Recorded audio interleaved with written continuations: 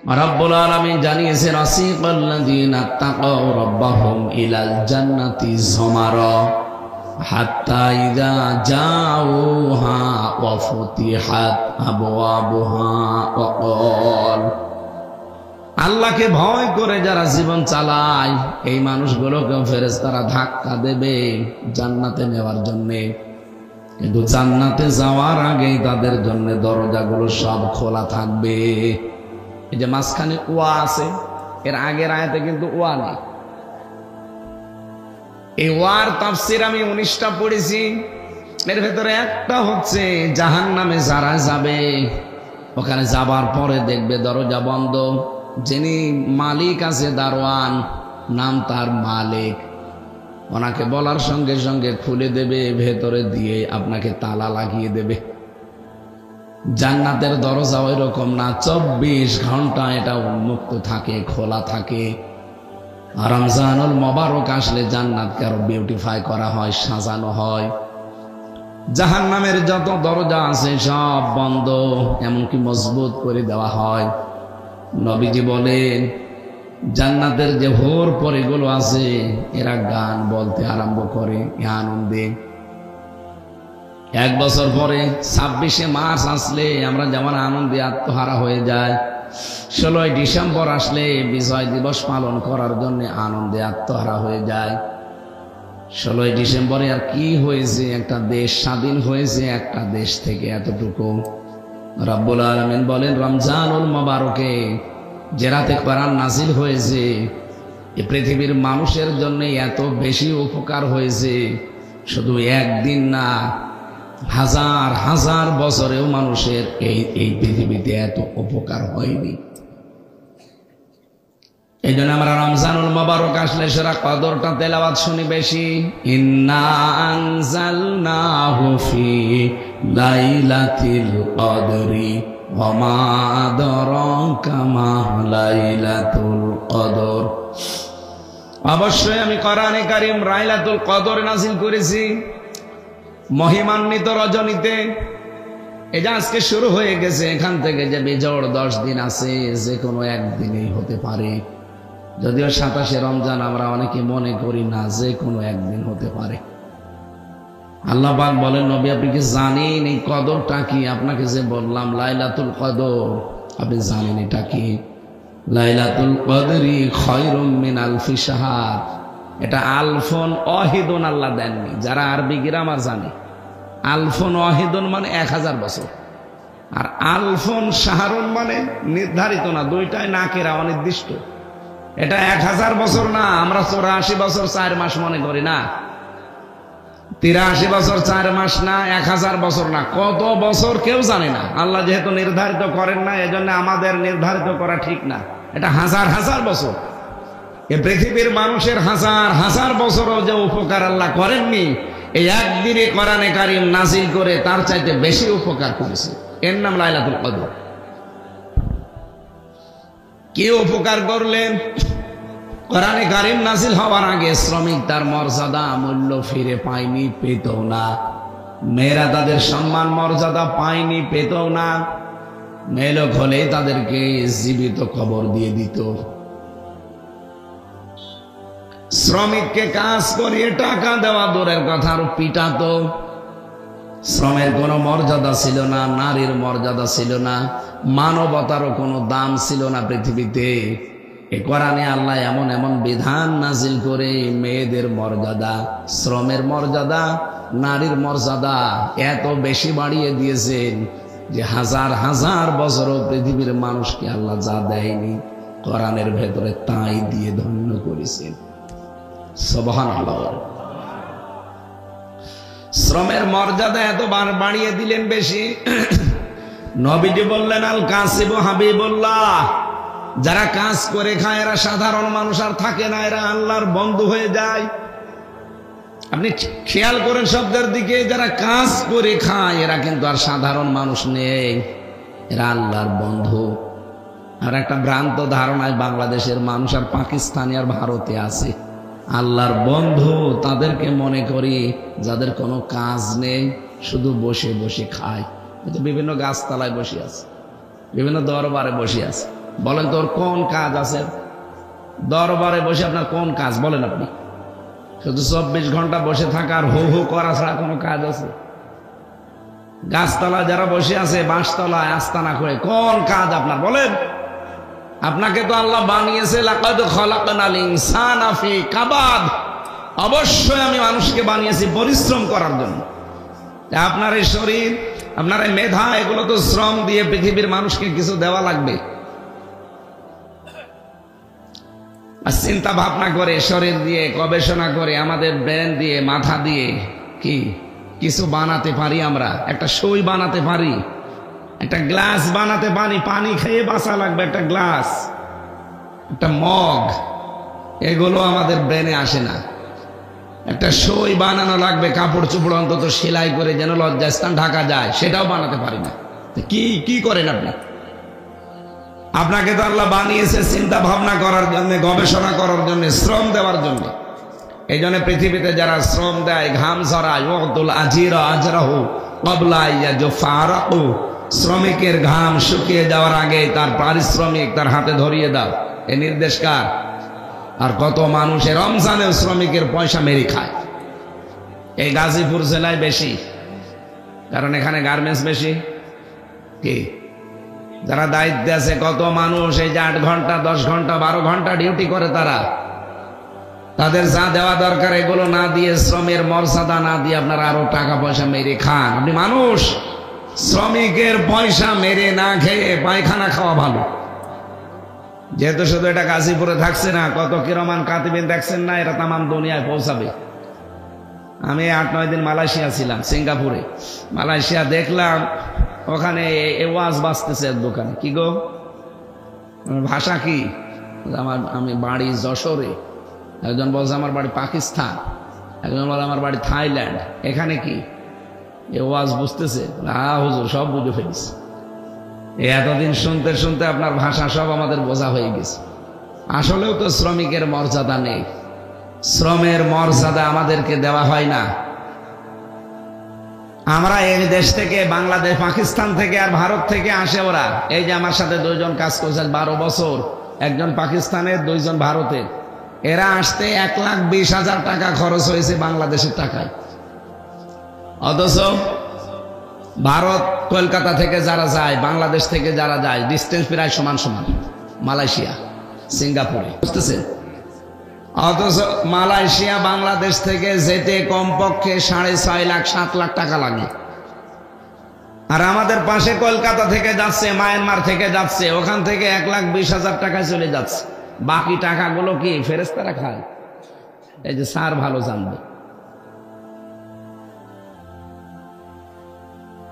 এত কষ্ট করে গাজীপুরের এই হিজলতলির একটা যুবক, একটা ছেলে, বাড়ি ঘর, জমি জায়গা, তার বাবার মায়ের গহনা, স্ত্রীর গহনা বিক্রি করে 7.5 লাখ 6 লাখ টাকা জোগাড় করে যায়। আর ওরা মাত্র 1,20,000 টাকা চলে আসে।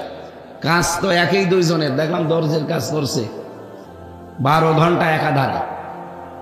হ্যাঁ, বেতন তাদের 2 জনেরই। জিজ্ঞেস করলাম কেমন কি হয়? ও বলছে আমার 1 লাখ, এও বলছে আমার 1 লাখ বাংলাদেশের টাকা। ওর 6.5 লাখ 7 লাখ টাকা খরচ করে যদি 1 লাখ হয়, এর 1,20,000 1 লাখ হবে। এটা বৈষম্য না? এটা তৈরি করছে কি ভারত? তৈরি করছে কি মায়ানমার, পাকিস্তান? তৈরি করছে এই দেশে যারা দায়িত্বে ছিল। ওনারা কয়েকজনের নামও বলেছে যে এর সাথে জড়িত আছে হাসিনার ছোট বোন রেহেনা আর ওই দরবেশ। কোনটা? এরকম আরো 4-5 জনের নাম বলছিল। ওখানে কিছু মানুষ আছে, তাদের কাছে আমি শুনেছি। এই যে শ্রমিকের সাথে যে কাজটা করলে, শ্রমিকের পয়সা যারা মেরে খেয়েছেন এইভাবে 2 নম্বরে কায়দায়, কিয়ামতের দিন আপনার শরীরে 1 টুকরা গোশত থাকবে না, শুধু হাড় ছাড়া। এখনই তো তাই অবস্থা হয়ে গেছে 6.5 মাস জেল খেটে। আর কিয়ামতে যে জেল আল্লাহ বানিয়েছে, যে কারাগার, শ্রমিকের পয়সা যারা মেরে খান, গরিব মানুষকে যারা ঠকান, আপনার শরীরে 1 টুকরা গোশত আল্লাহ রাখবে না, পুরাটা একেবারে ঝাঁঝরা করে দেবে। আগামীতে যারা আসবে দায়িত্বে, তারা যেন সচেতন হয়, বিশেষ করে শ্রমিকের ব্যাপারে। কারণ এরা সাধারণ মানুষ না, আল্লাহর বন্ধু। কত বড় গুরুত্বপূর্ণ শব্দ আল্লাহর নবী দিলেন তাদের ব্যাপারে। আর সবচাইতে ঘৃণিত, সবচাইতে খারাপ মনে করে আমরা তাদেরকে, এ তো এ ছোট কাজ করে, এ রাস্তা ঝাড়ু দেয়, পায়খানা সাফ করে। আরে ভাই, ওই কাজটা কত বড় গুরুত্বপূর্ণ কাজ আপনি জানেন?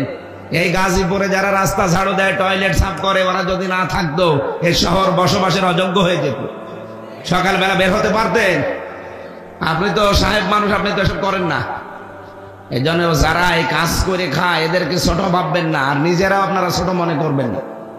আপনারা মনে করবেন আপনারা আল্লাহর বন্ধু। হ্যাঁ, এখন যদি মনে করেন আল্লাহর বন্ধু তো হয়েই গেছে, ও নামাজ রোজার দরকার হবে, ওটা তো মাস্ক বি লাগবে।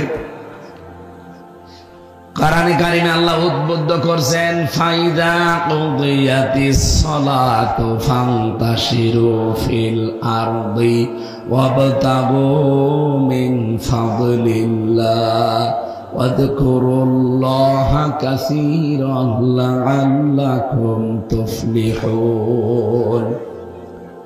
যখন নামাজ শেষ হয়ে যায়, মসজিদে আর বসে থাকার দরকার নেই, ছড়িয়ে যাও, ছিটিয়ে পড়ো, যেখানে যার কর্মজীবন আছে ওই জায়গায় যাও। কিন্তু সাবধান, মসজিদে যেভাবে আল্লাহকে স্মরণ করতে, অতটুকু স্মরণ কর্মজীবনে করলে হবে না। উনি সচিবালয়ে কাজ করতেন, নামাজ পড়েছে মাত্র 5 ওয়াক্ত নামাজ পড়তে 1 ঘন্টা 10 মিনিট লাগে। আর ওনার ডিউটি ছিল সচিবালয়ে 8 ঘন্টা। ওই 8টা ঘন্টা যদি আল্লাহর স্মরণে থেকে নামাজে যেভাবে আল্লাহকে স্মরণ করেছিল, মনে রেখেছিল, ওই 8 ঘন্টাও যদি ওভাবে আল্লাহর কথা মনে রেখে অন্যায় কোনো কাজ এই হাত দিয়ে না করে, এই মেধা দিয়ে না করে, 1 ঘন্টা 10 মিনিট নামাজ পড়ে যে সওয়াব পেয়েছে, তোরা 8 ঘন্টা ডিউটি করে একই সওয়াব পাবে। 8 ঘন্টায় যে নামাজের মতো সওয়াব হয় এটা অনেকে জানেই না, মনে করে না এ দুনিয়ার কাজ। কে বলেছে আপনাকে? দুনিয়ার কাজ বলে কোনো কাজ নেই, যা করবেন ওইটা আখিরাতের কাজ। পৃথিবীতে মানুষ যেটা করে ওইটা দিয়ে তার আখিরাত তৈরি হয়। দুনিয়ার কাজ বলে কিচ্ছু নেই, যা করবেন ওটা কিসের কাজ? আরো জোরে বলেন। এই জন্য নামাজ ছিল 5 ওয়াক্ত নামাজ পড়তে মাত্র 1 ঘন্টা 10 মিনিটে শেষ। আর বাকি যে 22 ঘন্টা 50 মিনিট সময় এখনো দুনিয়ায় কাটাবে, কিভাবে কাটাবে? 8 ঘন্টা না ডিউটি করলো সঠিকভাবে আল্লাহর কথা স্মরণ করে, আল্লাহর বিধান অনুযায়ী, তাহলে 8 আর ওদিকে 1 ঘন্টা 10, 9 ঘন্টা 10 মিনিট পুরাটা মনে করো না ইবাদত হয়ে গেল। আর বাকি তো এখনো আছে, এই ঘন্টাগুলো কি করবে? উনি তো 6 ঘন্টা বা 8 ঘন্টা ঘুমাবে। ঘুমানোর সময় যদি বলে বিসমি আল্লাহুম্মা বিসমিকা আমুতু ওয়া আহইয়া আস্তাগফিরুল্লাহ আল্লাযী লা ইলাহা ইল্লা হুয়াল হাইয়্যুল কাইয়্যুম ওয়া আতুবু ইলাইহি, এতটুকু পড়ে যদি ঘুমিয়ে যেতে পারে 8 ঘন্টায় উনি নামাজের মতো সওয়াব পাবে। উনি কি আছে বলেন তো? ঘুমিয়ে আছে। বলেন বলেন। উনি যে 8 ঘন্টা ঘুমিয়ে নামাজে দাঁড়িয়ে যে সওয়াব পেত, ওই সওয়াব পাবে, এটা এতদিন জানতেন? এমনকি ওনার স্ত্রীকে যদি শাসন করে যে তুমি আমার বাড়িতে থাকতে হলে ফরজ নামাজ পড়ো না, যদি শাসায়, এমনকি যদি মারধরও করে নামাজের জন্যে, ওই মারধর করাটাও ইবাদত হিসাবে আল্লাহ লিখে নেবে। 4টা কারণে স্ত্রীকে মারা যায়, শাসন করা যায়, কিন্তু 4 জায়গায় মারা যায় না, মাথায়, মুখে, বুকে আর পিঠে। এই 4 জায়গা বাদ দিয়ে বাকি জায়গায় আপনি তাকে 4টা কারণে মারতে পারবেন, যদি ফরজ নামাজ না পড়ে, ফরজ রোজা না রাখে, সঙ্গত কারণে। যদি ফরজ পর্দা যেটা আছে এটা না করে, 4 নাম্বার স্বামীর জায়েজ হুকুম যেটা, এটা যদি না মানে, এই 4টা যদি না মানতে চায়, তাহলে তাকে শাসনের জন্য মারা যায়। মাজা থেকে শুরু করে পা পর্যন্ত লাঠি হবে, কোদালের আছাড়ি, কি 1 বিঘত পরিমাণে একটা লাঠি, তাও নিজের হাত দিয়ে ধরা লাগবে, পিলাস দিয়ে ধরা যাবে না। একদিন আমারে বলছে, হুজুর লাঠি 1 হাত হোক, 1 বিঘত হোক, আমি পিলাস দিয়ে ধরে বড় করে মারব। নাই তো 1 বিঘত লাঠি ও যদি নিজের হাত দিয়ে ধরে মারা যায়, ও ছাতা কি লাগবে? ও তো মারলে হবে না, গুঁতো দেওয়া লাগবে। না, স্ত্রীর গায়ে হাত তোলা এটা ইতর মানুষের কাজ। আমি যে পয়েন্টে কথা বলছিলাম, আপনি নামাজ শেষ হয়ে গেলে মসজিদে আর থাকতে পারেন না, অথচ নামাজের আগে আল্লাহ ওয়াজকুরুল্লাহ শব্দটা দেননি। পুরা কোরআনে দেখবেন নেই। কিন্তু যেখানে কাজের কথা, কর্মজীবনের কথা, প্র্যাকটিক্যাল লাইফের কথা সঙ্গে সঙ্গে আল্লাহ দিয়েছেন ওয়াজকুরুল্লাহ। তার মানে নামাজের চাইতে বেশি স্মরণ করা লাগবে কর্মজীবনে। এইটা আজ মুসলমানদের ভেতরে নেই, এ কারণে আমরা উঠে দাঁড়াতে পারি না। অন্যান্য জাতিগুলো আমি দেখে আসলাম, তারা আল্লাহকে বিশ্বাস করে না, কোরআন বিশ্বাস করে না, কিন্তু তাদের কর্মজীবনে এই মানুষগুলো দায়িত্বশীল, এজন্য তারা দাঁড়িয়ে যাচ্ছে। মালয়েশিয়ার মতো দেশ, এত বড় বিশাল দেশ, বাংলাদেশের মতো প্রায় 5টা জোড়া দিলে যত বড় হবে এত বড়, মানুষ মাত্র 3 কোটি, তাও বাংলাদেশ থেকে 20 লাখ, ইন্ডিয়া থেকে এরকম আরো 30 লাখ, থাইল্যান্ড থেকে এসেছে, পাকিস্তান থেকে গেছে আরো 20 লাখ, এরকম সব মিলে 1 কোটি, আর ওরা খুব বেশি হলো 2 কোটি। এই হচ্ছে তাদের রাষ্ট্র, মাত্র 3 কোটি মানুষ নিয়ে এরকম 5টা বিশাল দেশ, তারা আজ উন্নত। আর আমাদের 20 কোটির উপরে মানুষ আমরা, তাদের যদি 3 কোটি মানুষের 6 কোটি হাত হয়, আমাদের 20 কোটি মানুষের 40 কোটি হাত। কথা বলেন, এই হাতগুলো আমরা যদি আজ কাজে লাগাতে পারতাম, এই মানুষকে যদি মানুষ সম্পদে পরিণত করতে পারতাম, এই দেশটা দাঁড়িয়ে যেত। মালয়েশিয়া 2004 সালের পর থেকে দাঁড়িয়েছে, আমরা তার আগে দাঁড়িয়ে যেতে পারতাম, কিন্তু খালি চুরি চুরি আর চুরি, সব জায়গায় চুরি, কর্মজীবনে চুরি, টাকা পয়সা চুরি, পাচারে চুরি, সব চুরিতে আছে। আর এই চুরির আইনটা কোরআন দিয়ে পাশ করতে দিতে চায় না তারা, যারা সব চাইতে বড় বড় চোর। কারণ তারা জানে যে চুরির আইন যদি সে 1971 সালে 72 সালে যখন সংবিধান হয়েছিল, ওই সময় যদি চুরির আইনটা ওই জায়গায় লেখা থাকতো কোরআন দিয়ে যে হাত কেটে দাও, তাহলে এদেশের বহু মানুষের হাত গলায় ঝুলতো। এই জন্য ওরা কোরআনের এই আইনকে বর্বর আইন বলতো। একজন মারা গেছে, আমি নাম নিলাম না, উনি বলতো কোরআনের এই আইনটা সূরা মায়েদার এই 37 নম্বর আয়াত, 38 নম্বর আয়াত, আস-সারিকু ওয়াস-সারিকাতু ফাকতাউ আইদিয়াহুমা, চোর চুরি করলে নারী হোক পুরুষ হোক, সাক্ষ্য প্রমাণে যদি ধরা হয় তার হাত কেটে দাও। এই নির্দেশ কার? উনি বলতো এটা বর্বর আইন, কারণ সে জানে যে আমার কালো বিড়াল বের হয়ে গেছে, যদি এটা প্রমাণ হয় তাহলে আমার কি কাটা যাবে, এই জন্য হাত কাটার আইনকে সে বর্বর আইন বলতো। বাংলাদেশে এখন অনেক জাহেল, অনেক অজ্ঞ মানুষ দায়িত্বে আছে, তারা দেখতে পাচ্ছে। আজকে একজন বলেছে যে নামাজ রোজার মতোই এই সে সামনে পয়লা বৈশাখ আসতেছে, নামাজ রোজার মতোই পয়লা বৈশাখ আমাদের সংস্কৃতি। এ কথা কেউ বললে তার ঈমান থাকার কথা। কোথায় নামাজ রোজা আর কোথায় পয়লা বৈশাখ? আরে পয়লা বৈশাখের যে কালচার পালন করা হয় এদেশে, এগুলো তো হিন্দুদের। আপনি তো পালন করবেন পয়লা মুহররম ইমাম হোসাইনের মতো, যে অন্যায় দেখলে জীবন দিয়ে হলেও প্রতিবাদ করা লাগবে, এর নাম। আর ওরা পয়লা বৈশাখে বাদর সাজে, আল্লাহকে দেখাতে চায় যে মানুষ বানিয়েছে, আমার ভালো লাগে না, আমি বাদর হলে ভালো লাগতো। আল্লাহর সৃষ্টি যারা বিকৃত করে, আল্লাহ সবচাইতে বেশি রাগ হয় তাদের প্রতি। আল্লাহ আমাদের জাতিকে যেন হেফাজত করেন, আর এই কথা যিনি বলেছেন তিনি যেন তাওবা করেন। অথবা 16 কোটি 18 কোটি 20 কোটি মানুষ কিন্তু একবারে আবার ওই জালেমদের মতো খেপে গেলে আপনারও গদিতে থাকতে পারবেন না। এদেশের মানুষের আর কিছু না থাক, অন্তত এতটুকু ঈমান আছে যে আল্লাহ রসুলের উপরে কোনো আঘাত আসলে এরা আর তখন দল বেদল দেখে না। কি কথা বলেন না কেন? এটাই যদি আর না থাকে তখন আর অস্তিত্ব থাকবে না। এই জন্য এই কথা যিনি বলেছেন, বুঝে বলেছেন কি না বুঝে বলেছেন আমরা জানি না, আপনার তওবা করে নেবেন, নয়তো আপনার ঈমানের সমস্যা দেখা দেবে। আমরা কর্মজীবনের কথা দিয়ে শুরু করেছিলাম, নামাজের চাইতে এখানে জানলাম কর্মজীবনের দাম কত বেশি।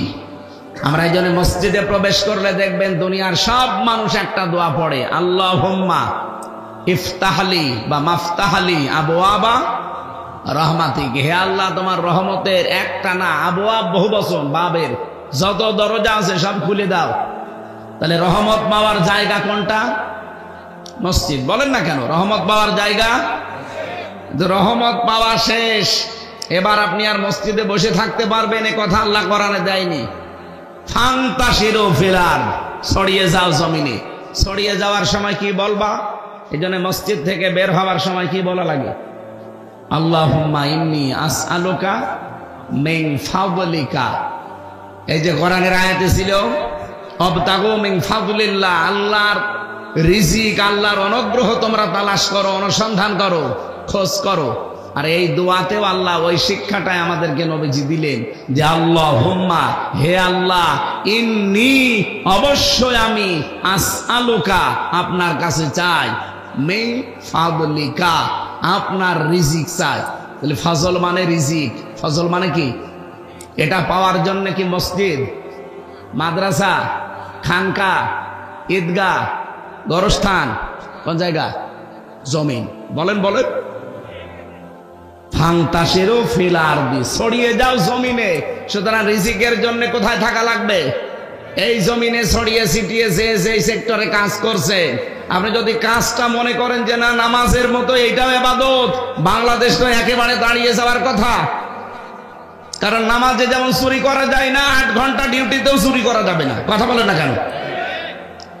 ইউনিয়নের মেম্বার থেকে শুরু করে একেবারে সংসদ যিনি প্রধান আছেন এদেশে, প্রত্যেকটা মানুষ যদি আজ এই রকম করে ইবাদত মনে করতাম, আমার মনে হয় দেশটা মালয়েশিয়ার মতো 2004 সালে না, এমা 54 বছর আগে দেশটা দাঁড়িয়ে যেত। কিন্তু আমরা যেখানে ছিলাম আরো নিম্নে চলে গেছি। রমজানুল মুবারক এসেছে, আমার প্রথম কথা ছিল একটার সাথে যেহেতু আর একটা সম্পর্কিত, রিলেটেড করা। রমজান আসলে যেন আমরা জান্নাতের দরজা যেহেতু সব উন্মুক্ত হয়েই আছে, আরো পরিষ্কার পরিচ্ছন্ন করে বিউটিফাই করা হয়। জাহান্নামের দরজা যা বন্ধ আছে আরো বন্ধ করে দেওয়া হয়। জান্নাতের হুর পরীরা গান বলতে আরম্ভ করে এবং আল্লাহ নিজে রহমতের দৃষ্টিটা বান্দার প্রতি একেবারে একনিষ্ঠভাবে নিক্ষেপ করে থাকে। পুরাটা মাস আল্লাহ দিয়ে আছে, আর এই শেষের দিকে আরো আল্লাহ বেশি দিয়ে আছে। বিশেষ করে নাজাতের এই সময়ে আমরা যেন আমাদের জীবনে নাজাত তৈরি করতে পারি জাহান্নামের আগুন থেকে। বলেন আমিন। এইটাই মানব জীবনের সবচাইতে বড় সফলতা। আমি এবার একটা নতুন তথ্য বলছি, যারা একটু লেখাপড়ার মন দেন বা পড়াশোনা করেন তাদের জন্য কাজে লাগবে। সূরা আলে ইমরান 185 নম্বর আয়াত। আল্লাহ রাব্বুল আলামিন বলেন, কুল্লু নাফসিন যায়িকাতুল মাউত ওয়া ইন্নামা তুওয়াফাউনা উজুরাকুম ইয়াওমাল কিয়ামাহ ফামান যুহজিহা আনিন নার ওয়া উদখিলাল জান্নাতা ফাকাদ ফাজ। প্রত্যেকেই মারা যাবে। ও গাজীপুরবাসী, আপনি যত উপরে ওঠেন না কেন আপনাকে মরা লাগবে, এটাই ফাইনাল। পৃথিবীতে আজ পর্যন্ত যত দামি মানুষও বেঁচে থাকেনি, কিয়ামত পর্যন্ত কেউ থাকবেও না। ওয়াইন্নামা তুওয়াফাউনা উজুরাকুম ইয়াওমাল কিয়ামাহ, কিয়ামতের দিন প্রত্যেকের উজরত, পারিশ্রমিক আল্লাহ পরিপূর্ণ করে দেবে। এই শব্দটার দিকে খেয়াল করে আমি একটা জিনিস পেয়েছি। আমার এই 33 বছর বয়স, 92 সালে আমার জন্ম। আমি যদি এই 33 বছরে মারা যাই, যত অপরাধ করেছিলাম ওই অপরাধগুলো আমার মাথার উপরে চাপিয়ে দিলে আমার বিচার শেষ হয়ে যাওয়ার কথা। আল্লাহ ইউওয়াফাউনা উজুরাকুম ইয়াওমাল কিয়ামাহ, উজুর বহুবচন দিলেন কেন? তাফসীর মাহফিলে আসতে হয়, কোরআন বুঝতে হয়, এই কারণে নিজের জীবনকে সংশোধনের জন্য আল্লাহ আজরন দিতে পারতেন, উজুর দিলেন কেন?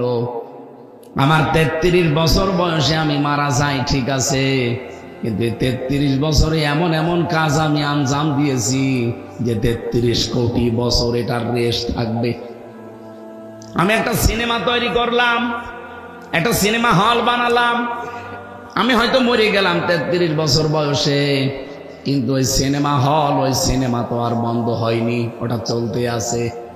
কি দিন যত যাবে ওটা বিউটিফাই করে আরো সুন্দর করে ছড়াবে, বিভিন্ন ভাষায় ছড়াবে। এই বাংলাদেশে পবিত্র প্রেম বলে একটা সিনেমা বানিয়েছিল, একজন হিন্দু একজন মুসলমান এই চরিত্র নিয়ে, বাংলাদেশের মেয়ে। ওটা আমি তামিলনাড়ুতে গিয়ে দেখি, ওই দেশে এই সিনেমাটা তামিল ভাষায় পরিবর্তন করে তাদেরকে দেখানো হচ্ছে। কাহিনী একই আছে কিন্তু ভাষাটা তামিল। পাকিস্তানে যান, এখানে উর্দুতে আপনাকে শোনাবে ওই কাহিনীটা। না লাগবে না কিছু। আমি যেটা বোঝাতে চাই এখানে, আমি মারা গেছি কিন্তু আমার কাজ তো মরে যায়নি। এই কাজটা যতদিন থাকবে কবরের ভেতরে আমার পাপের বোঝাটা তত বাড়তেই থাকবে। কথা বোঝানো যায়নি। قد خسر الذين كذبوا بلقاء الله সূরা আনামের 30 নম্বর আয়াতে আল্লাহ জানিয়েছেন অবশ্যই ক্ষতিগ্রস্ত হয়ে গেছে ওই মানুষগুলো, ক্ষতিগ্রস্ত হবে না হয়ে গেছে। কারা? যারা আল্লাহর সাক্ষাৎ এটা অবিশ্বাস করে, মিথ্যা মনে করে যে আল্লাহর সাথে সাক্ষাৎ হবে, দাঁড়ানো লাগবে, জীবনের পুরাটার হিসাব দিয়ে আল্লাহ পরিপূর্ণ উজুরত দেবে, এটা যারা বিশ্বাস করে না, আল্লাহ বলেন তারা ক্ষতিগ্রস্ত হয়ে গেছে। হাত্তা ইযা জাআতুহুমুস সাআতু বাগতাতান, হঠাৎ করে যখন তাদের সামনে সাত চলে আসে। এখানে সাতের অর্থ দুইটা, একটা মৃত্যু আর একটা কিয়ামত। হঠাৎ করে মরণ যখন চলে আসে, ক্বালু ইয়া হাসরাতানা, ওই মানুষগুলো পেছনের দিকে তাকিয়ে আফসোস করে যে কি পাঠালাম আমি, আমার এই জীবনে আমি কি পাঠিয়েছি। আলা মা ফাররাতনা ফিহা, আমার জীবনে আমি যা কামাই করেছি এর জন্য আমার এখন আফসোস হয়। ওয়াহুম ইয়াহমিলুনা আওযারহুম আলা যুহুরিহিম, এই যে ঝাড় এক বছর, আওসার বহু বছর। ঝাড় মানে বোঝা, আওসার মানে বোঝা সমূহ। আল্লাহ বলেন ওয়া মানে এবং হম মানে তারা, ইয়াহমিলুন হামালা, ইয়াহমিলু মানে বহন করা। এটা মজারে, বর্তমান ভবিষ্যৎ, প্রেজেন্ট ফিউচার। এই মানুষগুলো যেন বহন করছে, করবে তাদের পাপের বোঝাগুলো পিঠের উপরে। গাজীপুরবাসী আপনি মনে করবেন আমার নিজের জন্য এইটা, আমি যদি এখন মারা যাই, আমার এই 33 বছর জীবনের যত গুনাহ এগুলো একটা বোঝা আকারে চাপিয়ে দিলে তো হয়ে যেত। আল্লাহ কেন আওঝার দিলেন কেন? আমি যে বললাম এমন এমন কাজ, আমি সাদগায়ে জারিয়া সারা জীবন শুনি যে মাদ্রাসা, মসজিদ, মানবতার কল্যাণে কোন কাজ করলে ওটা সাদগায়ে জারিয়া হয়, যতদিন টিকে থাকবে সওয়াব পেতে থাকবেন। এদের পরিবর্তে গুনায়ে জারিয়া আছে অনেকে আমরা জানি না। সাদগায়ে জারিয়া যেমন আছে, আপনার জীবনে গুনায়ে জারিয়াও আছে। মারা যাওয়ার সঙ্গে সঙ্গে ওই কাজটা দুনিয়ায় এখনো রেশ কাটে নাই, চলতে থাকে। আমি এমন একটা দল তৈরি করে গেলাম, আমি হয়তো মরে গেছি কিন্তু দলের লোক তো মরে যায়নি, ওরা সাদাবাজি করছে। এরকম দল তো বাংলাদেশে নেই। আমি মরে গেলাম, আমার দলের লোক এখনো মানুষ কোপানো বন্ধ করেনি। আপনি দেখেছেন আগস্টের 5 তারিখের আগ পর্যন্ত কিভাবে মানুষকে কুপিয়েছে। আমি একটা ভিডিও দেখছিলাম, একটা ছেলেকে তরবারি বের করে এক কোপ দিল হাতের উপরে। আপনি দেখেন ভিডিওটা? অবশ্যই সেই ছেলেটা কোনো না কোনো দলের ছেলে, না তো কোপ দেবে কেন? আমি নাম নিলাম না, অবশ্যই কোনো দলের ছেলে। নাম নিতে অসুবিধা কি? ছাত্রলীগের অথবা যুবলীগের। বলেন তো, যারাই ছাত্রলীগ যুবলীগ প্রতিষ্ঠিত করেছিল তারা তো মরে গেছে, কিন্তু এই গুলো তো এখনো মারা যায়নি। এদের দ্বারা যত মানবতার ক্ষতি হবে, মানবতা বিপদে পড়বে, আল্লাহর কসম কবরে বসে বসে গুনায়ে জারিয়া পেতে থাকবে। এই জন্য আপনার বোঝা এখন আর আওঝার না, ঝার নেই, আওঝার হয়ে গেছে। একটার পর একটা বোঝা বাড়তেই থাকবে, বাড়তেই থাকবে। এখন কিয়ামত হতে এখনো কত কোটি বছর বাকি। বলেন তো, এত বছর কবরে আপনি পড়ে আছেন, কিন্তু আপনার পাপের বোঝা কমতেছে না বাড়তেছে? 2-5টা হবে না কোটি কোটি বোঝা হবে? বলেন। আন্দাজে একটা দলের উপরে আমরা চাপিয়ে দেয় যারা রগ কাটে, অথচ আজ পর্যন্ত এই 54 বছরে আমরা প্রমাণ দিতে পারলাম না যে তারা রগ কেটেছে। কিন্তু যারা রগ কাটে, মানুষের ঠ্যাং পর্যন্ত কেটে নেয়, রগ না হাত কেটে নেয়, তাদের নামে কোনো বদনাম নেই। এখন কিছু কিছু বদনাম বের হচ্ছে। জাহাঙ্গীরনগর বিশ্ববিদ্যালয়ে মানিক নামে যে ছেলেটা 100টা মেয়েকে ধর্ষণ করার পরে মিষ্টি বিলোচন করছিল যে আমি সেঞ্চুরি করেছি।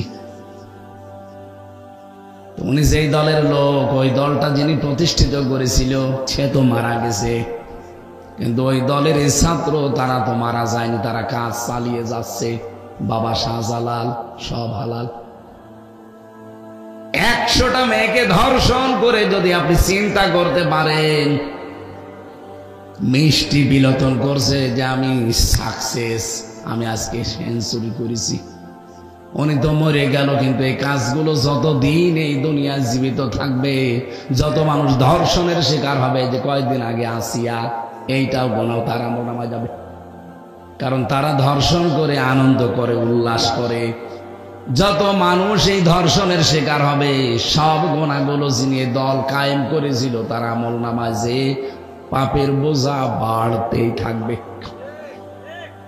আমরা শুধু জানি আদম নবীর সন্তান হাবিল আর কাবিল, ওনারা একজন আর একজনকে পৃথিবীতে মেরে ফেলেছিল। এজন্য কিয়ামত পর্যন্ত যত অবৈধ হত্যা হবে তার একটা পার্সেন্টেজ কাবিলের আমলনামায় যাবে। হ্যাঁ, যাবে কেন? কারণ প্রথম তিনি মানুষ মেরেছিলেন।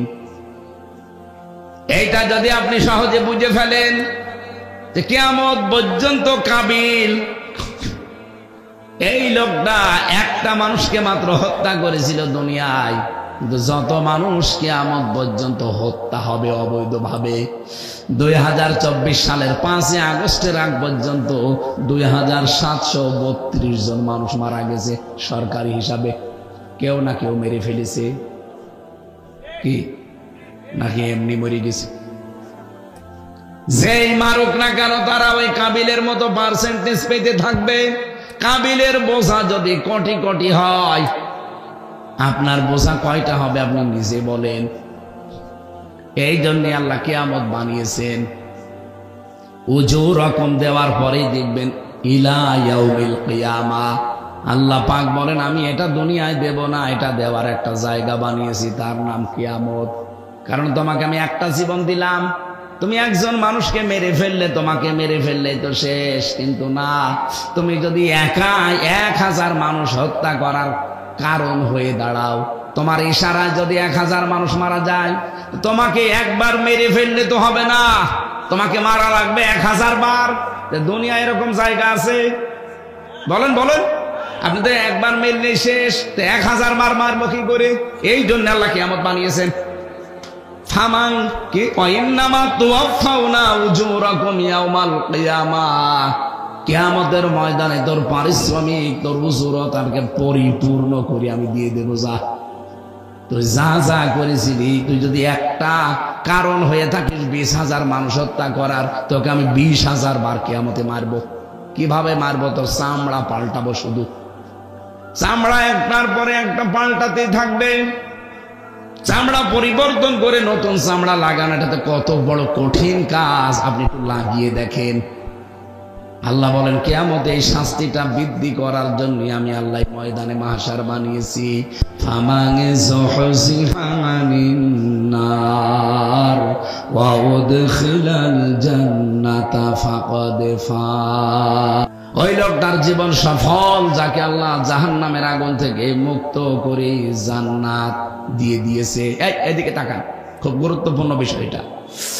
ফামান যুহজিহা আনিন নার, আল্লাহ বলেন সফল ওই লোকটার জীবন, যেই লোকটাকে জাহান্নাম থেকে আল্লাহ বাঁচিয়ে দিয়েছে। না বাঁচাবে, বাঁচাবে বাঁচাবে এই কথা কোরআনে আছে, বাঁচিয়ে দিয়েছে এই কথা কোরআনে নেই, কারণ এটা বর্তমান ভবিষ্যতের শব্দ। আল্লাহ মাঝি অতীতের শব্দ দেননি যে তাকে বাঁচিয়ে দেওয়া হয়ে গেছে। না, আল্লাহ বলেন ওই লোকটার জীবন সফল যাকে আল্লাহ জাহান্নামের আগুন থেকে বাঁচাবে, ওয়াদখিলাল জান্নাহ, আর জান্নাতে প্রবেশ করাবে। ফাকাদ ফাজ, সেই লোকটা সফল হয়ে গেছে। এবার আসেন তো এই আয়াতের বাস্তব ব্যাখ্যা পেয়েছি আমি দুইটা। এক নম্বরে কিয়ামতে আসল কিন্তু হার জিতের জায়গা, ওখানে সফলতা ব্যর্থতার আসল জায়গা ময়দান। দুনিয়ার জীবনে সফল বিফলের কোনো মার পেছ নেই। এখানে যদি আপনি বিফল হয়ে মারা যান, কিয়ামতে যদি আল্লাহ জাহান্নামের আগুন থেকে আপনাকে মুক্ত করে জান্নাতে দিয়ে দেয়, আপনার জীবন সফল। এটা তো মরণের পরে গেল। আর একটা ব্যাখ্যা আছে, দ্বিতীয় ব্যাখ্যা হচ্ছে আপনাকে যদি আল্লাহ জাহান্নামের কাজগুলো আস্তে আস্তে ছেড়ে দেওয়ার তৌফিক দেয় আর জান্নাতের কাজগুলো আস্তে আস্তে করার সুযোগ করে দেয়, আপনি মনে করবেন আপনার জীবন সফল। আমি বোঝাতে পারছি কথা? আপনি এবার ভাবেন তো আপনি কোন জায়গায় আছেন। জাহান্নামের কাজগুলো অন্যায়গুলোকে আস্তে আস্তে আমি ছেড়ে দিতে পারছি, আর জান্নাতের কাজগুলোকে আমি আস্তে আস্তে ধরতে পারছি। যদি পারেন এরকম জীবন যদি তৈরি হয়, বুঝবেন আপনার ফাকাদ ফাজ, জীবন সফল হচ্ছে। আমাল হায়াতুদ দুনিয়া ইল্লা মাতাউল গুরুর। আল্লাহ আফসোস করে বলেন, বান্দারা দুনিয়ার জীবন কিন্তু ধোঁকা। কি বলেন বলেন? আপনার মা বাবা ধোঁকা আপনার জন্য, আপনার সন্তানাদি, আপনার স্ত্রী, আপনার ভাই বোন, পৃথিবীর সব কিছু আপনার জন্য ধোঁকা। আপনার এই সম্পদ আদি, সন্তানাদি, দুনিয়ায় যত কিছু আল্লাহ বলেন গুরুর, এটা ধোঁকা। এর বাস্তব প্রমাণ আমরা এখন নিজেরাই টের পাচ্ছি। 200 বছর আগে যে লোকটা মারা গেছে, ওই লোকটা যদি এখন গাজীপুরে এসে বলে যে এই জমি জায়গা আমার, এই বাড়ি আমার, আপনি ঢুকতে দেবেন? আমি আমার নিজেরটা বলছি। আমার বাবার নাম রিয়াজ উদ্দিন, তার বাবার নাম জাহান আলী, তার বাবার নাম নমাজ আলী, তারপরে আমি জানি না। এই যে নমাজ আলীর বাবা যিনি, সত্যি কথা বলছে আমি জানি না। সে যাই হোক, তার নাম মনে করেন মোহাম্মদ আলী। এই যে এই লোকটা খুব বেশি হলো মাত্র 200 বছর আগে মরে গেছে। তাকে আমি কোনোদিন দেখিনি, কারণ আমি নমাজ আলীকেও দেখিনি। আমি জাহান আলী পর্যন্ত দেখেছি, এরপরে আমি আর দেখিনি। নমাজ আলীর বাপ তো আরো দূরের কথা, উনিও আমাকে দেখেনি, আমার নামও শোনেনি, আমি ওনার নাম শুনিনি, ওনাকে তো দেখিওনি। এখন যদি উনি এই 200 বছর পরে কুষ্টিয়ায় ফিরে আসে, এসে বলে যদি এই 2 তালা বাড়ি আমার, এই জমি জায়গা আমি বানিয়েছিলাম, আমি এখানে থাকতে চাই, ওনাকে থাকতে দেব? কিসের নমাজ আলীর বাপ আপনি? আমি তো নমাজ আলীকে চিনি না, কারণ আপনিও আমাকে দেখেননি, আপনাকেও আমি দেখিনি, আমি চিনিও না। এমনকি এই গ্রামে এখন যারা আছে কেউ আপনাকে চেনে না। এইটার নাম দুনিয়া। আল্লাহ বারবার কোরআনে আয়াতটা দিয়েছেন, আমাল হায়াতুদ দুনিয়া ইল্লা মাতাউল গুরুর। হে পৃথিবীর মানুষেরা, দুনিয়ার জীবনটা কিন্তু ধোঁকা, এটা প্রতারণা ছাড়া আর কিছু না। এই জন্য এইটার পেছনে পড়ে আমার বিশাল আখিরাত যেন ভুলে যেও না। আমার ম্যাডাম আমাকে ভালোবাসে, আমি জানি। কত মানুষ আছি আমরা এই পৃথিবীতে, রমজানুল মোবারকও চলে যাচ্ছে, নিজের আখিরাতের পুঁজি তৈরি না করে স্ত্রীর মুখে হাসি ফোটানোর জন্য, তাকে সুখে রাখার জন্য, শান্তি দেওয়ার জন্য বৈধ অবৈধ নেই, বাম হাত ডান হাতের কামার একসাথে করে। এটা রেকর্ড হচ্ছে, এই কারণে বলছি সারা দুনিয়া এখন যাচ্ছে। আপনি ডান হাত বাম হাতের কামাই একসাথে করে 2 তলা থেকে 20 তলা বানিয়ে দিয়ে চলে গেলেন। এখনই মারা যান, এক্ষুনি মারা গেলে আজকে রাত যদি আমার ম্যাডামকে কেউ বলে হামজা মরে গেছে, একটু পাহারা দেন, বলবেন না, জিন আসবে। কি বলবে? আমি একা পারবো না পাহারা দিতে, আরো 3-4 জন মহিলা দেন। না, আমি একা থাকতে পারবো না। পাহারা যদি দেয়ও, যদি বলা হয় সারা জীবন তো আপনার কাছে ছিল, আপনি খাটের উপরে ছিলেন 2 জন, আজকে আপনি থাকবেন খাটের উপরে আর হামজাকে খাটের নিচে মাটি দেব, বলবেন না, জিন আসবে। মাটি তো দিতে দেবেই না, সকালবেলা বলবে কবরে নিয়ে যান। হ্যাঁ, পাগলের মতো হয়ে যাবে, খাওয়া দাওয়া হয়তো বন্ধ করে দেবে। 2 দিন 5 দিন 7 দিন পরে দেখবেন স্বাভাবিক হয়ে গেছে তার জীবনও। 4 মাস 10 দিন পার হতে হতে তার মা বাবা মিলে দেখবেন তার বিয়ে দিয়ে দেবে অন্য জায়গায়। মাত্র 2-3 দিন 4 দিন 5 দিন সংসার করার পরে ঠিক আমার ম্যাডাম তার বাবার কাছে কল দিয়ে মায়ের কাছে কল দিয়ে বলবে, বাবা মা হামজা তো আর কি ছিল, এখন যার সাথে আছে 100 গুণ ভালো মানুষ, আমি ডিলেট হয়ে গেছি। অথচ এই 5 তলা 2 তলা থেকে 5 তলা আমি বানিয়েছিলাম। কথা বলেন ঠিক কিনা? এখন আমার আর কিছু তার মনে নেই। ওই 2 দিন তার কাছে থাকার পরে সব সে ভুলে গেছে। বাবার কাছে এখন শোনামও হয় তার যে হামজারে কি দেখে দিয়েছিলেন, এখন যা পেয়েছি এর মতো আর জিনিস হয় না। আমি নিজে যেহেতু উপলব্ধি করছি, আপনাদেরকে উপলব্ধি করাচ্ছি। দুনিয়ার জীবন কিন্তু এরকমই। কার পেছনে থেকে আপনার বিশাল আখিরাত আপনি নষ্ট করবেন বলেন? আল্লাহ আমাকে যেমন বুঝ দিচ্ছেন, প্রত্যেকে যেমন এই বুঝটা ক্লিয়ার করে দেন, বলেন আমিন। আমি শ্রমিকের কথা বলতে গিয়ে পর্যন্ত এসেছিলাম। এই জন্য শ্রমিকের মর্যাদা অনেক বেশি। যারা কাজ করে খান, বাড়িতে হোক জমিনে হোক, যে যেখানে আমরা কাজে আছি, আমরা নিজেকে যেন ছোট মনে না করি। মনেই করবেন যে আমি কাজে না, আমি ইবাদতে আছি। প্রত্যেকটা মানুষ যদি বাংলাদেশে আমরা এটা মনে করতাম, রমজান মাস প্রতি বছর বছর আসা লাগতো না, একবারে রমজান সফল হয়ে যেত। 2 নম্বরে রমজানের দাম বেড়েছিল যেহেতু কোরআনের কারণে, এর সাথে সম্পৃক্ততা বাড়াবেন। 3 নম্বরে আমি নিয়েছিলাম, 3 নাম্বারটা কি? আপনাদের যদি কিছু মনেই না থাকে তো আমি বলেই যাবো, আপনি শুনিয়ে যাবেন। এই জন্যই তো 45 মিনিটের বেশি কথা বলা ঠিক না, কারণ মাথায় কথা ধরার একটা লিমিট আছে। আমি বলেই গেলাম 2 ঘন্টা ধরে, আপনি শুনিয়েই গেলেন না। আমি কয়টা বিষয়ের কথা বলতে চাচ্ছি বলেন তো? 4টা। প্রথম কি? রমজান। প্রথম কি? 2 নম্বরে কোরআন, 3 নম্বরে সিয়াম, 4 নম্বরে তাকওয়া। এই 4টা তো মনে রাখা যায়। এবার আসেন গুরুত্বপূর্ণ একটা তথ্য। আপনি এর আগে, আমার যতটুকু জানা, আপনি এর আগে কোনোদিন শোনেননি, আজকে শুনবেন। 3 নম্বরে যেটা বললাম, সিয়াম। পৃথিবীতে যত নবীকে আল্লাহ পাঠিয়েছেন, প্রত্যেকটা নবীর উপরে সিয়াম ছিল ফরজ। কুতিবা আলাইকুমুস সিয়াম কামা কুতিবা আলাল্লাযিনা মিন ক্বাবলিকুম। তোমাদের উপরে রোজা লিখে দিলাম, ফরজ করে দিলাম। শুধু তোমাদের উপরে না, তোমাদের পূর্বে যারা দুনিয়া থেকে বিদায় নিয়েছে সবার উপরে রোজা কি? আরো জোরে বলেন। সবার উপরে সিয়াম ছিল ফরজ, কিন্তু সাওম না। এদিকে তাকান। আসিয়াম এবং আসসাওম শব্দ 2টা শুনতে কাছাকাছি মনে হচ্ছে, আকাশ পাতাল পার্থক্য আছে। সিয়াম হচ্ছে কন্টিনিউ, একটার পর একটা আসতেই থাকা ধারাবাহিক ভাবে। এই জন্য আপনি দেখবেন, এই যে রমজান যারা পাননি, সিয়াম যারা পাননি, এটা কিন্তু আগামী বছর হলে আপনি আবার বেঁচে থাকলে পাবেন। কি বলেন বলেন? কিন্তু সাওমটা কি? এখানে যারা আছেন, একজনকেও যদি কেউ বলতে বলে যে বলেন তো সিয়াম আর সাওমের ভেতরে পার্থক্য কি, না আমার জানা পারবে না, কারণ ওইভাবে ডিপলি চিন্তা হয়তো আপনারা করেননি। সিয়াম যেহেতু প্রত্যেক নবীর উপরে ছিল, কিন্তু তাদের সিস্টেম আলাদা ছিল।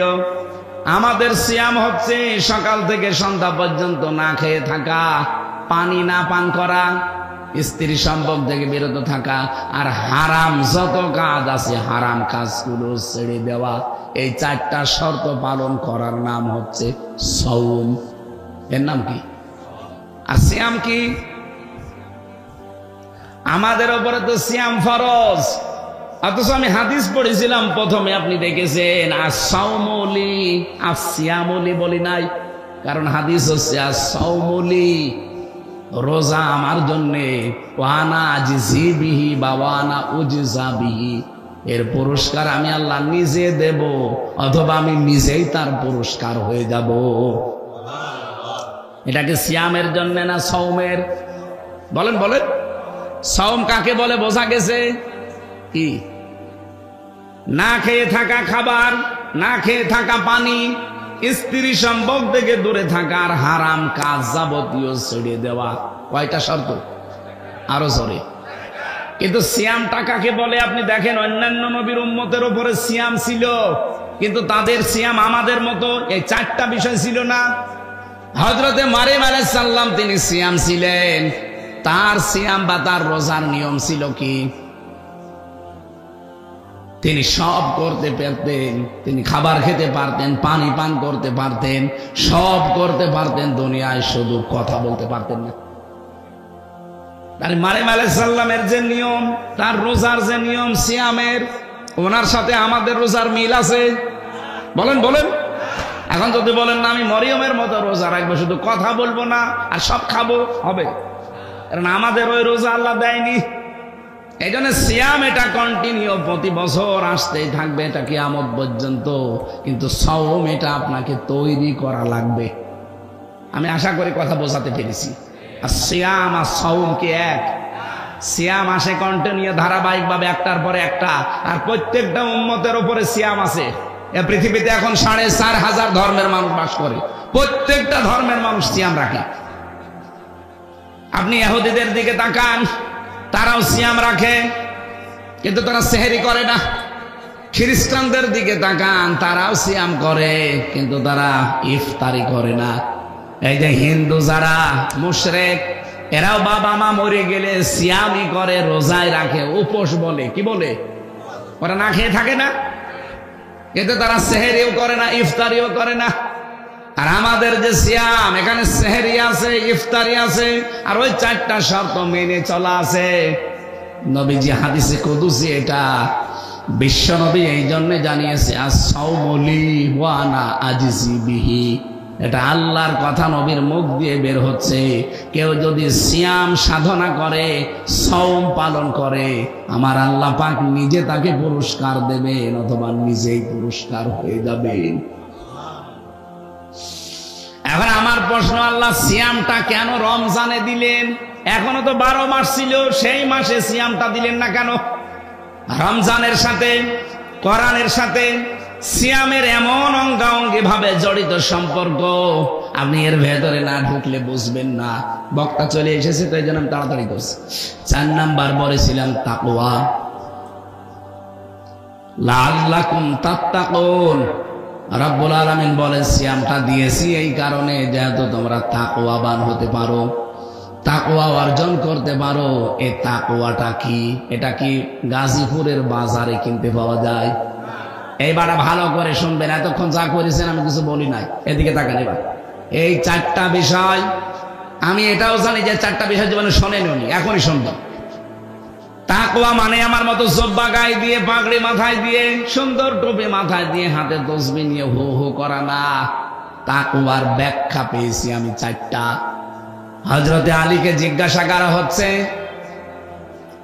ও আলী, তাকওয়া কাকে বলে? হযরতে আলী নবীর জামাই বললেন, 4টা বিষয় যার ভেতরে পাওয়া যাবে, সে যেন মনে করে আমার ভেতরে তাকওয়া তৈরি হয়েছে।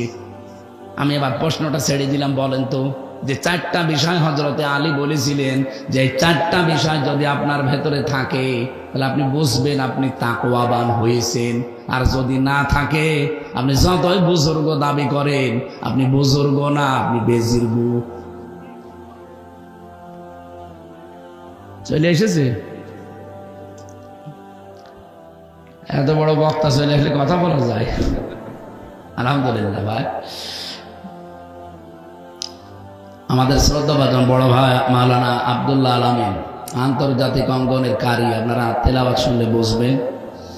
আলোচনাও উন্নত মানের আলোচনা করে। ওনাদের কণ্ঠ, সাইদি সাহেবের বিদায় নিয়েছে, কিন্তু কণ্ঠটা মনে হয় আল্লাহ ওইটা পরিবর্তন করে ওনারা দিয়ে দিয়েছে। হ্যাঁ, এখানে আর একবার হয়েছে। আলহামদুলিল্লাহ, ভাইয়ের কথা শুনবো আমরা। আমি রোজার মাস, এরপরে আমার আর একটা অনুষ্ঠান আছে গাজীপুর, কি বলে ওটা, টাঙ্গাইলে, দেলদুয়ারে। রোজার মাসে যদি প্রতিদিন এই 2-3 ঘন্টা করে কথা বলা লাগে, আমার তো গলা শুকিয়ে শেষে বলবো পানি দিন, পানি দিন। এই জন্য বেশি কথা বলা ঠিক না। রোজার মাসে ক্লাসের মতো সর্বোচ্চ 40-45 মিনিটে শেষ করা দরকার। 1 ঘন্টা আমাদের হয়ে গেছে, আমরা আর বাড়াতে চাই না। শুধু 4টা বিষয় খুব তাড়াতাড়ি ব্যাখ্যা ছাড়া বলি, আপনি মনে করে রাখবেন, লিখে রাখবেন। 1 নম্বরে আল খাউফু মিনাল জালিল, আল্লাহর ভয় তৈরি করা। আল্লাহকে যেমন না দেখে আপনি ভয় করছেন, বিশ্বাস করছেন, না দেখে ভয়ও করা লাগবে। 2 নম্বরে আল আমালু বিত-তানজিল, আল্লাহর কোরআন অনুযায়ী আপনার আমল হওয়া লাগবে, কাজ হওয়া লাগবে। আমাদের কাজ আমল হয় কিন্তু কোরআনের বাইরে। এখানে কাজ কারবার যদি কোরআন কেন্দ্রিক হয়, কোরআনের সাথে সম্পৃক্ত হয়, তখন আপনি বুঝবেন যে আপনার ভেতরে তাকওয়া আছে। নামাজ এটা কোরআনের আমল না? রোজা কোরআনের আমল না? এক কথা বলেন না কেন? হজ করা কোরআনের আমল না? কয়বার করে আছে কোরআনে? নামাজের কথা খুব বেশি হলো আপনি 82 বার পাবেন। রোজা রাখা লাগবে কথাটা সর্বোচ্চ আপনি 1 জায়গায় পাবেন। হজ করা লাগবে কথাটা জীবনে কোরআনে 1 জায়গায় পাবেন। যাকাত দেওয়া লাগবে কথাটা আপনি 82 জায়গায় পাবেন। কিন্তু এই দেশে ইসলাম প্রতিষ্ঠিত করা লাগবে, দিন কায়েম করা লাগবে, এই কথাটা আছে 918 জায়গায়। কোরআনের আমল এইগুলো।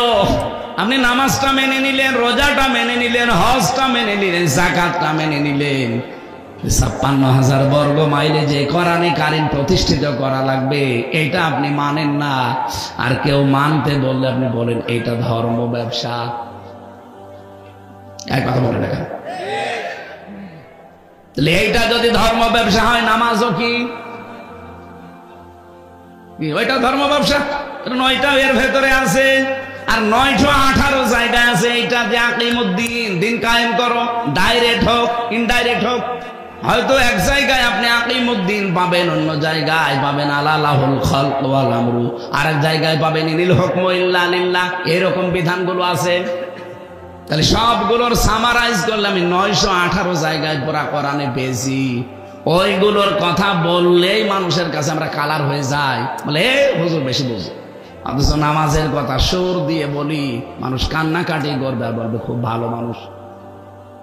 ওই ভালো মানুষটা যখন বলে যে আকিমুদ্দিন, এটা কায়েম করা লাগবে। কারণ খৌফ, ভয়, তাকওয়া যদি কেউ তৈরি করতে চায়, কোরআনের বাইরে আমল করলে তার তাকওয়া তৈরি হবে না। আমরা আপনাকে আহ্বান জানাবো, আজকে শফিউদ্দিন নাকি নাম যেন দেখলাম, এই শফিউদ্দিন সাহেব দিন কায়েমের আন্দোলনে যুক্ত হয়েছে। উনি বুঝে শুনে যুক্ত হয়েছেন, আন্দাজে যুক্ত হয়নি। উনি মনে করেন নামাজ যেমন ফরজ, রোজা যেমন ফরজ, দিন কায়েম করা ঠিক ওই রকম ফরজ। এ কারণে এত রিস্কের ভেতরে ওই কাজগুলো তারা আঞ্জাম দিয়ে যায়। কিন্তু বাকি যে মানুষগুলো আমরা দেখি, কেন এ কাজকে আপনি ফরজ মনে করেন না? খালি নামাজ ফরজ, রোজা ফরজ, এটা ফরজ না? এটা আজ বাংলাদেশের 18-20 কোটি মানুষ যদি আমরা শফিউদ্দিনের মতো মনে করতাম না এইটাও ফরজ, এই বাংলাদেশে দিন কায়েম হতে দেরি হয়। কিন্তু আমরা এই তাকওয়ার এই পর্যায়ে যেতে পারিনি। সে হুজুর বলেন আর খেজুর বলেন। 3 নম্বরে আল কিনায়াতু বিল কলিল, অল্পে তুষ্ট থাকা। অল্পে তুষ্ট থাকতে পারি না আমরা, এই কারণে দেশটা আরো বসে যায়। এখন এত ঋণ এই দেশে, একটা মানুষ জন্ম নিলে 1,10,000 টাকা তার মাথার উপরে ঋণ। অল্পে তুষ্ট থাকলে এই কাজ হতো না। টাকাগুলো সব আপনি পাচার করে করে বাইরে বেগম পাড়া, সাহেব পাড়া বানিয়েছি। থাকতে তো পারেন না। মালয়েশিয়া দেখেছি, হোটেলে ওঠার পরে নিচতলায় নেমে কি এখানে বসে কি করেন, হুজুর আমরা আগে পালিয়েছি। সাহেব পাড়া বানিয়েছেন, ওখানে থাকবেন না? ওখানে থেকে মায়ের খাবো। বাংলার জনগণ এখানে আছে, পিটিয়ে হাত বানিয়ে ফেলবে। কি করলেন আপনি? সাহেব পাড়া বানালে থাকতেও পারেন না। টাকাগুলো যদি এই দেশে কর্মসংস্থান তৈরি করতেন, মানবতার কাজে লাগাতেন, দিনের কাজে লাগাতেন, এই দেশে 36 লাখ যুবক, এই যে স্যার জানে, এই যুবকগুলো বাইরের দেশে যে রাস্তা ঝাড়ু দেয়, পায়খানা সাফ করে, রুটি বানায়, কাপড় সেলাই করে, এগুলো করা লাগতো না। এই দেশে তারা সম্মানজনক রিজিক কামাই করতে পারতো। এই কথা বলে না? এটার জন্য যারা দায়ী তাদেরকে ক্ষমা করা যায় কোন লাইনে? এই জন্যই তো বাংলার জনগণ চাচ্ছে না যে তারা আবার স্বাভাবিক আসুক। আসলে ওরা আর আবার অস্বাভাবিক করে ফেলবে। সুতরাং যেখানে আছে সেখানে থাক। দরকার দাদারে মুসলমানি দিয়ে বিয়ে দিয়ে দিই। বুড়ে বয়সে মুসলমানি দিয়ে একটা সমস্যা আছে। হাজাম দরকার আমরা বাংলাদেশ থেকে পাঠাবো, বুড়ো হাজাম পাঠাবো যেন চোখ বন্ধ করে কেটে দেয়। সাথে যা গোড়া কাকে যেখানে কাটে কাটুক। তারপরেও দাদা মুসলমান না হলে তার বিয়ে শাদী হচ্ছে না। দাদারও শুনলাম যে বউ নেই, আর আমাদের ওইটারও নাকি স্বামী নেই। কি ওই একটা গান শুনছিলাম সেদিন, মোদির বউ নাই, পরেরটা জানি না। দুইটারে একসাথে মিলিয়ে অন্তত এই বুড়ো বয়সে যদি ছেলে মেয়ে হয় কিছু হোক, আত্মীয় স্বজন আমরা আরো বাড়াই, তখন আমাদের আর বর্ডার থাকবে না, বাবা শাহজালাল সব হালাল হয়ে যাবে। না, যারা গেছে বিদায় নিয়ে তারা আর ফিরে আসার চিন্তা ভাবনা যদি করে, পৃথিবীর ইতিহাস পাল্টিয়ে যাবে। আজ পর্যন্ত কোনো পালানো মানুষ ফিরে এসেছে? সুতরাং এদেরকে যারা পুনর্বাসন করার জন্য বিভিন্ন রকমের চিন্তা ভাবনায় আছেন, আপনার চিন্তা থেকে সরে আসেন। এদেশের মানুষ কিন্তু আগস্টের 5 তারিখের আগে নেই, এটা পাল্টিয়ে গেছে। হ্যাঁ, কথা বলেন না কেন?